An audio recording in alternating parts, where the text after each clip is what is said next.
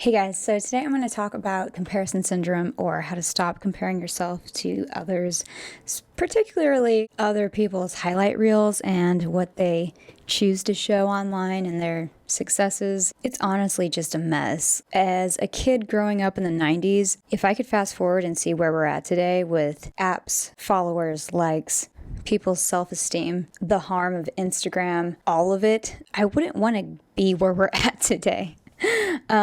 As I actually feel like now, I don't like any of it. When I'm thinking about comparing myself in particular, thinking about comparing my abilities, the way I look, career, maybe my self-expression, and social media is king when it comes to portraying this facade of what you want people to see versus what they actually see. Everything's highly edited, everything is face-tuned, photoshopped, and everything is so highly focused on everyone's best version of themselves. And when you constantly only see that, you're going to compare yourself to other people. So that's where social media is, I think, the most detrimental because it influences the way you think about yourself, what you have versus what they have, things that you wish you had. It makes you think less of yourself and less of your accomplishments, less of your abilities, what you're capable of. You start questioning your life and your life choices. This is where we see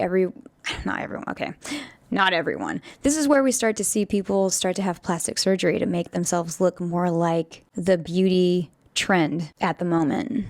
Like lip fillers, butt implants, even ab implants. I know even fitness people have plastic surgery and act as if they don't. So if you want this great body of mine, just buy my program or buy my supplements or whatever.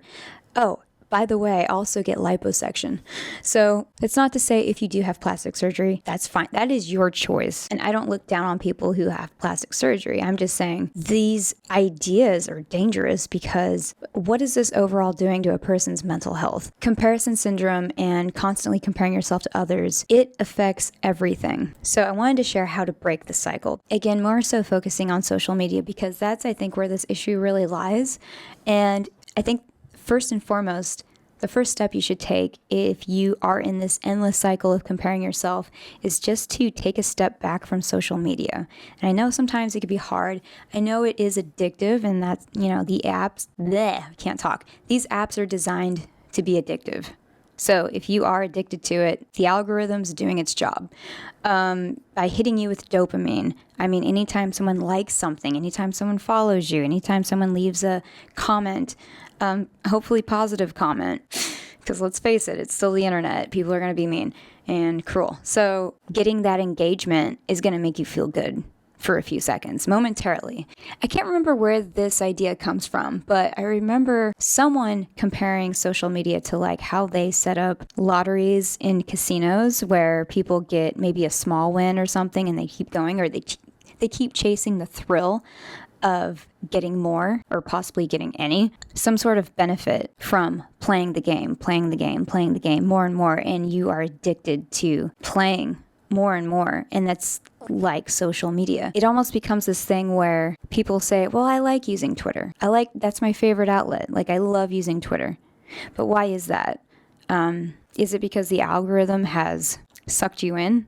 Because I know so many people who spend endless hours on social media sites, not just Twitter. And the more and more feedback they get from people interacting with them, the more likely they're going to stay on that platform and just keep going. Also, everything on social media is fake. Everything, honestly.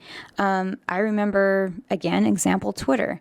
Being in kind of this social bubble where people wanted to, and still do, people present themselves the way they want you to see them. So if they want to come off as intellectual, they're going to retweet things that make them look smarter. They're going to only tweet things that make them look like a deep thinker, etc. Same with Instagram is you see so many beauty influencers and everyone just posting the best photos of themselves. And there's a lot of photos of themselves, which also makes me think of narcissism and what that is doing to a person's ego. But again, everything on social media is fake. No one's life is perfect. As much as, you know what, I would actually say, okay, this is going too far, but hopefully you'll see what I mean. The more someone makes their life appear perfect online, it's probably so much so a projection of what they wish their life was compared to what it actually is. And I don't want to, say everyone who does that, their life is total shit outside of Instagram, but it kind of is the greatest lie in a sense, or it's like the emperor's new clothes. Like, I'm showing you this fabulous new gown I have, and it's splendid and wonderful, and everyone's kind of like, dude, you're naked, right? First and foremost, get rid of social media, because it's not doing any good for your mental health or well-being or self-esteem, anything like that. It's probably giving you more anxiety and making you go into a depression loop spiral that's like never ending. Because just think about how you feel when you log into those apps, and like how drained and how tired you might feel after spending however much time on those apps. It just sucks. So the next thing I would suggest is just to focus on you, focus on yourself, focus on your talents, focus on your character, what drives you, what motivates you, what are you good at versus what everyone else is trying to be good at. What are your skills? What are you really interested in? But again, just focus on yourself and what you are interested in and what makes you different. Because if everyone's unique in their own way, I don't understand why everyone's trying to look the same online. It's like society is telling us to embrace our differences, and then on the other hand, it's like, but you need to look a certain way. It's kind of shit when you think about it. The irony is insane. Something that helps me get excited about myself, and when I break out of that comparison loop or that comparison trap, once I notice I'm falling into that spiral or loop, is thinking about what I want to do in my life and setting out some new goals for myself and like where I want to be. Part of that has been going back to school, figuring out my degree, what I want to do. And another thing I might mention is when you are comparing yourself to others and you realize you're doing that, focus on, just notice if you have a sense of envy, because I've noticed that in myself when I've looked at someone else and I'm like, man, they're so cool and I'm not. Or like, why is that? Like, what is something that they're doing or they have in their life that I wish I had? And how could I possibly work towards that goal?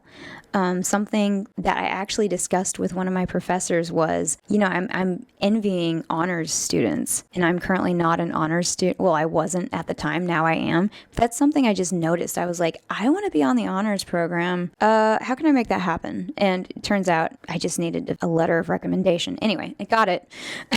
But that is something interesting that you could think about, is like, if you notice yourself envying someone else and something that they maybe have or something that they've worked towards, and if you notice that's something that you want for yourself, maybe you can, this is like your little hint, like maybe see what steps you can take in achieving that new goal or that new dream that you maybe just discovered. I think the more you focus on who you are and what makes you you, by like tapping into your unique style, exploring your interests. I think when you take the time to focus on what makes you tick and your desires, so it could help to journal and discover what those things are. I think the less likely you'll fall into the comparison trap.